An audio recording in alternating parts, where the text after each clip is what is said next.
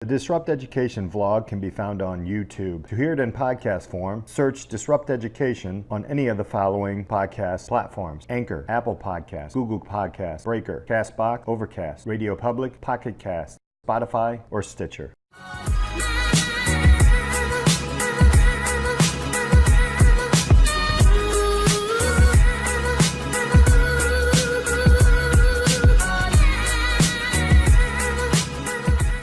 Welcome to this episode of Disrupt Education. I got DeViaughn here. How you doing, man? Doing great. Good. Tell us a little bit about yourself, man.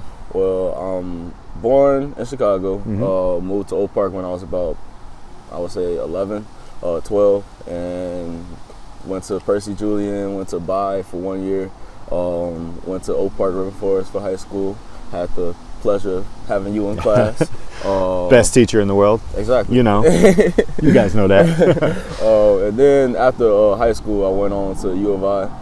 Now I'm a senior, finishing up my last semester. Next semester is my last semester, and then I get to graduate. Awesome. And be done with the education stuff. What kind of bachelor's are you walking out with?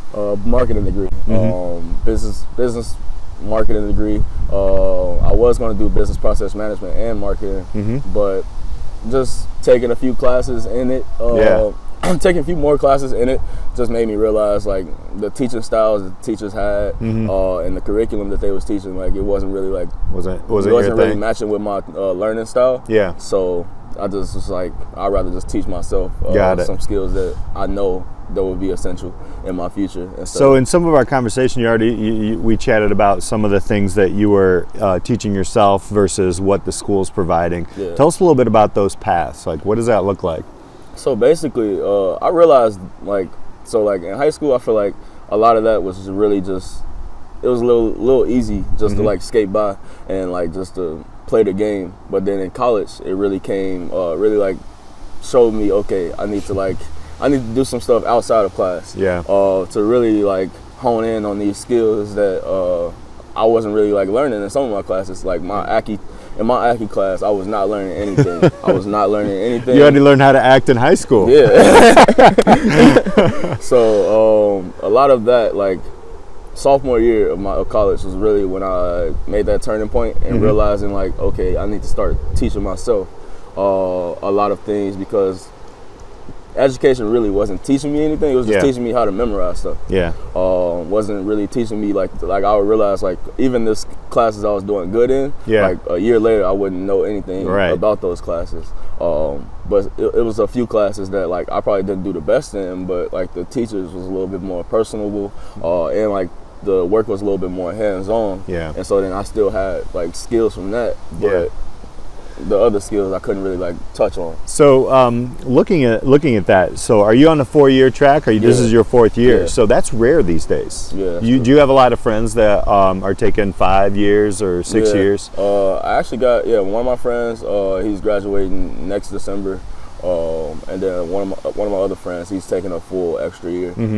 Actually, remember Lloyd? He graduated a year early. Right. Yeah. So it's few. Yeah. Some of y'all are hustlers, man. You know how to do it.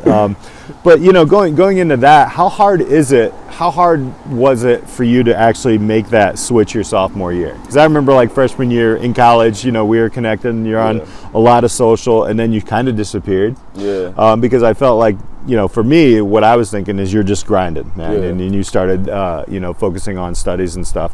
How hard was that switch for you? That switch was real hard. I'm not gonna lie. Sophomore year was probably one of the hardest years of my life.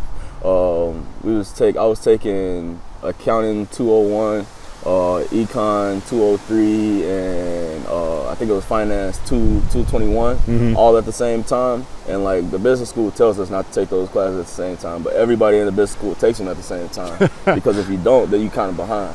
So then I was like forced to take it at the same time with everybody, and that was really just like it got down to a point where I was literally studying for tests for a whole week in advance and still barely passing, still barely getting like a C on the test. And it was really just like it was a point where I learned, okay, I gotta approach things differently.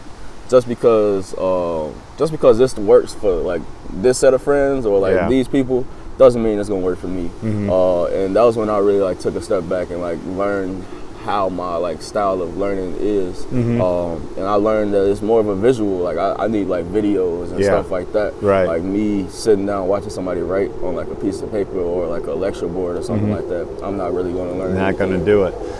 So what kept you going, man? Like beyond that, you know, once you make that change and you know that year was hard, you had 2 more years after that and you're actually finishing up. What was that like? It actually prepared me for those last 2 years. Those last 2 years, I wasn't as stressed. I knew what I was getting myself into before I was coming into it. Like I started preparing for things like way ahead of time. I became more organized, mainly because like I understood that time is valuable. And then like piecing up my time to do certain things throughout the day, so then I can accomplish certain things in my week. It was just it really like turned me into an adult, I feel like. And that's something that I feel like is a good thing for me, but I could easily see how like it breaks other people. Right. Because it did break a couple people that I knew. Like in some of my classes, like that year, they couldn't get past it. And they went on, like they're not at U of I anymore. They going off doing their own things, but that really like broke them. I feel like the main thing that helped me not be broken was the mindset that I put myself in. It was just like, I can't lose. Like, you are a competitor, you know, and you know, even in athletics in high school, but even in the classroom, you were a competitor as well, in a good way. And I felt like, you know, if you don't have that competitive spirit in something that when it hits the fan, I mean, you're going to break. It's a very good way of putting it. So that leads me to my final question, and it's the big one. You know, going back into a high school system and knowing what you know now, is there something that you would change in that system that would better yourself to be prepared for what you're going through in college life in general? A lot of just like learning how to actually talk to people, like communication skills and like people to people interactions. Like that is something that I feel like wasn't really taught in high school, and I feel like that's something that like helps you in every situation. If you struggling in a class, it's going to give you the confidence to walk into that professor, walk into that TA, and have that conversation with them to get more help, to get more resources to help you out. But a lot of times, because we're in the age that we are now, where everything is on your phone or a screen or some sort, and when like the education system is basically just really based off of test results. Let me see how much you can memorize, and let me see how much I can test you on that memorization. It's really like lost that people to people interaction is really lost, because I feel like in that type of situation, if people are taught that, then they can be more I don't know what I'm trying to say. They can reach more. I feel like they can just reach more, because they can actually hone in on what they want and then express that to people. If you can express what you want to people, or express like what your goals are, then it's going to be hard for you to go anywhere in life. Do you feel that some of the students that jumped off and just said, you know what, this isn't for me, or what? Do you feel like that was a huge issue? Like they're like, you know what, I'm so frustrated, yet they don't feel comfortable talking with a professor or somebody at admissions or something like that about what they need or what they want? I do, because oftentimes like students, they feel more comfortable talking to another student than they do talking to like a professor or somebody of that stature. So they was expressing a lot of stuff to me and telling me a lot of stuff, just like I was telling them a lot of stuff. But none of that was translated into, okay, let me talk to an advisor, let me talk to maybe a dean, maybe talk to like somebody that's a little higher up and that can help you through that situation. And I feel like because that interaction in the power structure that we have in the educational system, where like the teacher is seen as like, I feel like in college, like teachers are seen as put on the pedestal almost. Like, unless you willing to wait in a line for 5 minutes after class, and like finally talk to a teacher for 30 seconds, you're really not going to have that interaction with them unless they make that effort for you. And I feel like that for a lot of students, that's not going to be something that's beneficial for them, because they do need that that person that can kind of help them up, and build them up in a sense, because school does tear people down based off of like the culture that it has of comparing yourself to others. Right. Sophomore year, that transition, I stopped comparing myself to others and started comparing myself to myself. Just every day trying to get better than you was yesterday. Like if you just put that as a goal, I'm gonna make myself slightly better than I was yesterday. If you do that every day, you're gonna be better. Like you're gonna be better by the end of the year, and it's gonna be progress. Yeah, you might not see great progress within like a week or a month or something like that, but you're gonna see progress over time. And that's something that really just put like a calming effect on me. Right. Because I no longer have to compare myself to the standards of everybody else or like my peers or anything like that. Because I'm focusing on me. What they doing, it has nothing to do with me.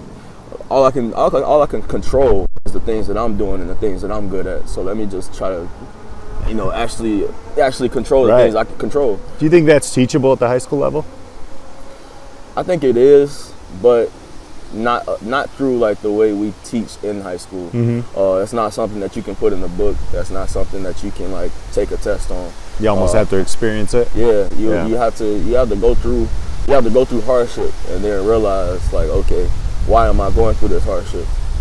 I'm going through this hardship because I'm comparing myself to others. I'm really putting myself in the standard of other people's views, and when you do that, you kind of lose your own views or don't even have your own views on what you want yourself to be. And I feel like that really breaks people, because if they aren't what other people want them to be, they don't know what they are. They don't know what they are. And that's even more. I feel I think you're spot on there, and I think one of the things that is making that a bigger challenge is social media. Right? Because now, it used to be back in my day. I'm going to age myself, but we used to, there would be that competition. I would, okay, am I as cool as this kid? Do I have the kicks this kid has? All these things. But now, you see what the world has, and it's right at your fingertips. So, but you're going into that marketing game, man. So what's next for you? Next, just really honing in, like teaching myself the skills to become the best marketer like I can be. Making myself an all-around like marketer in a sense. Mainly so I can do a little bit of everything and touch different markets, I touch different aspects of marketing, and then use that to reach out to other people who are specialized in different things. Try to create a team and try to create my own marketing consulting firm that does pretty much anything. I want us to be able to put on events, put on like maybe even like sponsor events, stuff like that. Like help people get sponsors, help people through that process, maybe even help people learn how to get permits for cities so they can throw events. Just something that can like be, I want to start it on a small level right now, just so I can help, small businesses and things of that nature, because that'll be a little bit more easier, and then build up my repertoire through that. And ultimately, the big goal is to own a firm that goes into big companies and trains their marketing teams. Nice. So where can people find you online, man? People can find me online on Instagram. I'm on Instagram at DeViaughn. I'm on Facebook at DeViaughn Benion. And then I'm also on Twitter at Davey. I think it's just Davey. Yeah, I think it's just Davey. We'll find it and put it up down here, man. You still the king of Snapchat? No, I'm not the king of Snapchat anymore. It's over. I'm not even gonna lie to you. I'm not the king of Snapchat anymore. I'm still on there sometimes, but it's not all the time. Right. That's back in the day you were the king, man. So, but you got to give it up sometimes, you know, to go on. You gotta let the young generation go ahead and have their thing. Appreciate it, man. Thank you so much for being here with us, guys. Keep your eye on this guy, all his socials. If you want some marketing stuff done, up and comer, making it fresh right now. So we'll see you guys next time on Disrupt Education.